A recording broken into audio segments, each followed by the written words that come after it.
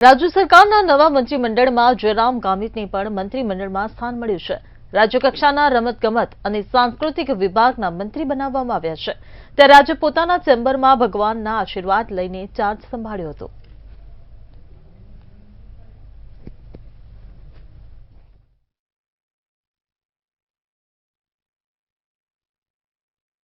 નવા મંત્રીઓ આજથી પોતાનો કાર્યભાર છે તે સંભાળી રહ્યા છે। ભગવાનના આશીર્વાદ લઈને ચાર્જ છે તે સંભાળી રહ્યા છે। રાજ્ય કક્ષાના મંત્રી જયરામ ગામિત આપણી સાથે છે કે જેમને રમતગમત અને યુવા સાંસ્કૃતિક વિભાગ આપવામાં આવ્યો છે। સર, કેવી કામગીરી રમતગમત ક્ષેત્રમાં કરવામાં આવશે? કારણ કે હવે આવનારા દિવસોમાં વિશ્વ લેવલની ગેમ્સ અમદાવાદમાં રમાવા જઈ રહી છે, ગુજરાતમાં રમાવા જઈ રહી છે।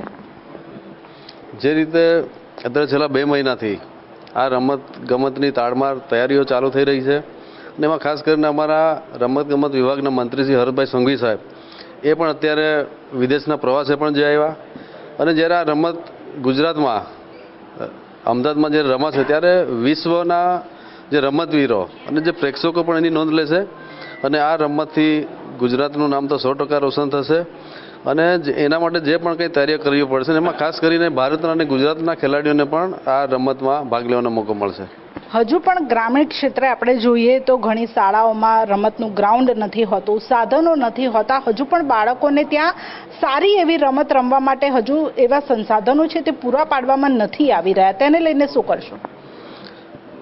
આજે તમે વાત કરી એના માટે હું જવાબ તમને આપીશ કે નાના બાળકો જ્યારથી આંગણવાડીમાં જાય છે ત્યારથી જ અમારી સરકાર એને નાના બાળકોના રમતગમતના સાધનો આપે છે, પ્રાથમિક સ્કૂલોમાં પણ સાધનો પહોંચાડે છે અને જ્યારે વાત કરી તમે મેદાનની કે ગ્રાઉન્ડની, એના માટે પણ સરકારશ્રી અનેક અમારી યોજનાઓ છે, એના થકી ગ્રાઉન્ડ બનાવવાની પણ કામગીરી કરે છે અને આવનાર દિવસોમાં જ્યાં પણ જરૂર છે ત્યાં સરકાર દ્વારા કામ કરવામાં આવશે।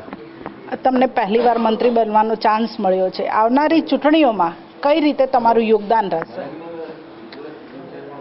જે રીતે ગઈકાલે અમારી પાર્ટીના શીર્ષ નેતૃત્વએ અમને જવાબદારી આપી એમનો આભાર પણ માનું છું, પણ આવનાર દિવસોમાં અમારી જે ભારતીય જનતા પાર્ટીના કાર્યકર્તાઓ હંમેશા એ ખાલી કોઈને પદ મળે કે કોઈકને જવાબદારી મળે ત્યારે જ કામ નથી કરતા, પણ સતત અમારા જે મતદારો છે એમના થકી યોજનાઓનો લાભ પણ પહોંચાડે છે।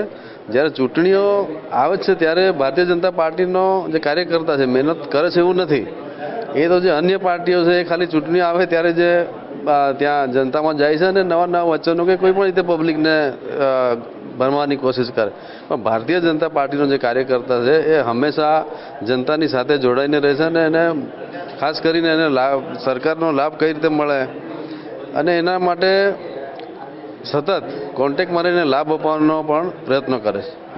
એટલે જયરામ ગામિતે જણાવ્યું કે આવનારી ચૂંટણીઓમાં પણ જે ભારતીય જનતા પાર્ટી છે તે લોકોનો વિશ્વાસ છે તે બનાવી રાખે છે। સાથે જે વિપક્ષ ઉપર પણ તેમણે આક્ષેપ કર્યો છે કે માત્ર ચૂંટણી સમયે વાયદા આપવામાં આવે છે, સાથે તેમને જે વિભાગો સોંપવામાં આવ્યા છે તે વિભાગોમાં આવનારા દિવસોમાં પણ અત્યારે જે કામગીરી કરવામાં આવી રહી છે તે કામગીરીમાં હજુ પણ સારી એવી કામગીરી છે તે કરવામાં આવશે। કેમેરા પર્સન બિપિન અમીન સાથે કિંજલ બોરીસા, મંતવ્ય ન્યૂઝ, ગાંધીનગર।